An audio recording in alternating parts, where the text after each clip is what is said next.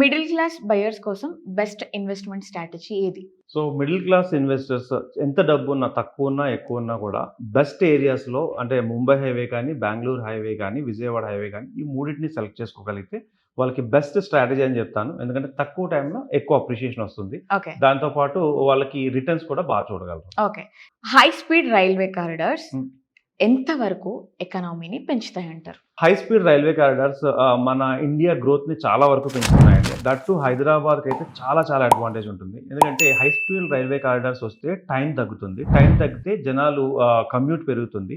Migration పెరుగుతుంది. చుట్టుపక్కల వచ్చే అపార్ట్మెంట్స్ గానీ, కమర్షియల్ బిల్డింగ్స్ కానీ బాగా పెరుగుతాయి. సో జనాలకు జాబ్ ఆపర్చునిటీస్ చాలా వస్తాయి. సో ఇవి 100% ఈ ఏవైతే హై స్పీడ్ రైల్వే ఉందో నెక్స్ట్ లెవెల్‌లో ఒక బిజినెస్‌ని తీసుకెళ్ళబోతున్నాయండి. ఓకే.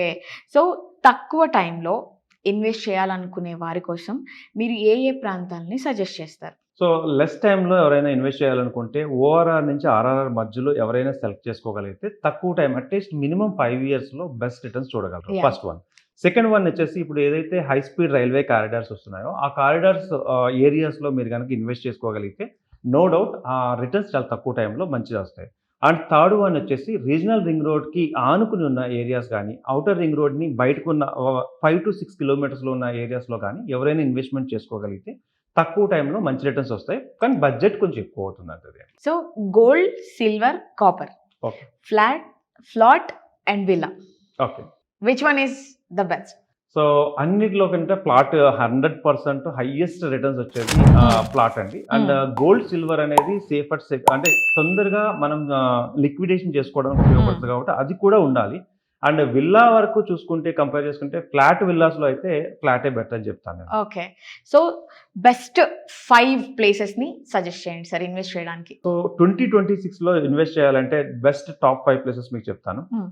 ఫస్ట్ వచ్చేసి షాద్‌నగర్ బెల్ట్. షాద్‌నగర్ బెల్ట్‌లో మంచి రిటర్న్స్ వస్తాయి. Next Mumbai highway belt. Third Shankarpally and Mokila belt. ఆ ఏరియాలో కూడా మంచి ఇన్వెస్ట్‌మెంట్స్ వస్తాయి. గట్కేసర్ బెల్ట్. ఆ చుట్టుపక్కల ఉన్న ఏరియాస్‌లో కూడా మంచి ఇన్వెస్ట్‌మెంట్స్ పెట్టుకోగలిగితే డబ్బులొస్తాయి. అండ్ ఇంకొకటి ఏంటంటే విజయవాడ హైవే. ఆ హైవేలో కూడా ఇప్పుడు ఉన్నటువంటి గ్రోత్ కారిడార్‌ని చూసుకుంటుంటే మంచి రిటర్న్స్ వచ్చే అవకాశాలున్నాయి. Okay. Sir always middle class పీపులే టార్గెట్ కాబట్టి యెస్. వాళ్ళు ల్యాండ్స్ తీసుకునేటప్పుడు కానీ, ఫ్లాట్ ఆర్ ప్లాట్ తీసుకునేటప్పుడు కానీ ఓకే. చెయ్యకూడని మిస్టేక్స్ ఏంటి సార్? సో ఎక్సలెంట్ క్వెషన్ అండి. ఎవరైనా ల్యాండ్ తీసుకున్నప్పుడు ఏమేం చేయకూడదు అంటే, ఒక ప్లాట్ తీసుకోమని మీరు సజెస్ట్ చేసినా కూడా ఎమర్జెన్సీ ఫండ్‌ని ఎప్పుడు టచ్ చేయకూడదు. అంటే మనము ఒక 5-6 మంత్స్ గురించి అని పెట్టుకునే ఎమర్జెన్సీ ఫండ్‌ని ఎప్పుడు టచ్ చేయకూడదు.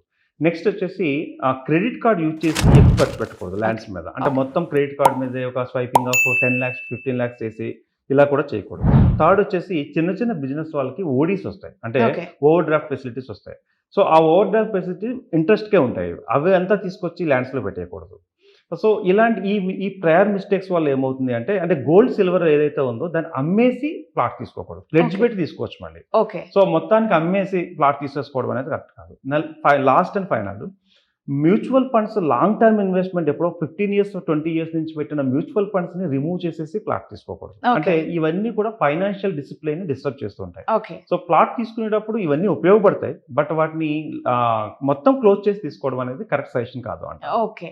సో ఇప్పుడు ఈ 2026 బడ్జెట్ ఎన్ఆర్ఐస్‌కి ఎలా యూజ్ అవుతుంది సార్?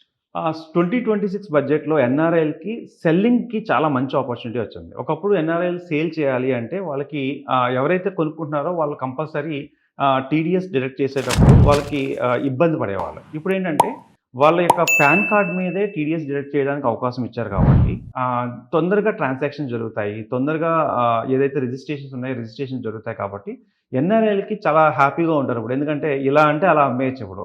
ల్యాండ్స్ గానీ, ఓపెన్ ప్లాట్స్ గానీ సో ఇలా ప్లాట్స్ అమ్మేసి మళ్ళీ వాళ్ళు ఇన్వెస్ట్‌మెంట్ ఇక్కడే చేస్తుంటారు. So okay. కాబట్టి ట్రాన్సాక్షన్స్ ఎక్కువ పెరుగుతాయి. ఎన్ఆర్ఐలకి అయితే బెస్ట్ చాయిస్ ఇది. సో వెయిటింగ్ పీరియడ్ అనేది ఎన్ఆర్ఐలకి పోయిందనే చెప్పాలి. ఓకే.